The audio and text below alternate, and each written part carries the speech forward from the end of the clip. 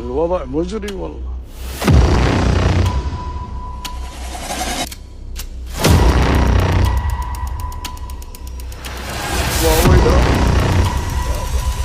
ويلا وزير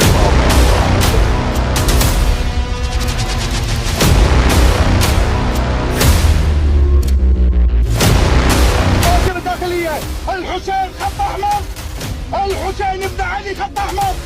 عجبا لهذا الزمان أن يكرم فيه الزنية وحفتر، أن يكرم فيه الزنية وحفتر ويهان ابن بنت رسول الله. كلمة وفصل الخطاب للحكومة الكويتية. سمو الرئيس الشيخ ناصر المحمد، اسمع وزير الداخلية أحمد محمود، اسمع احنا بمقامك، احنا بالمردية، اسمع واذا تجاوزتوا هذا الخط الاحمر راح ندخل كل الخطوط الحمراء بما فيها خطوطكم انتم. هيهات منا بالله، هيهات منا بالله، هيهات منا بالله، هيهات منا بالله.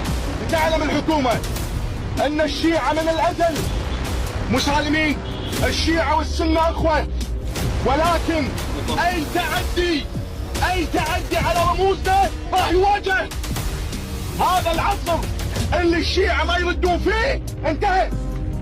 احنا سلميين، نعم سلميين، لكن اي شخص يتعدى على ائمتنا راح نواجهه بقوة. اليوم في مقام وزير الداخلية اتخذ هذا الاجراء بحق زنديق الاحمدي ووقف عن الخطابة وسحب جنسيته، والا لن نسقط الشارع. اليوم بلدية موقف الإرادة. هيهات منا بالله،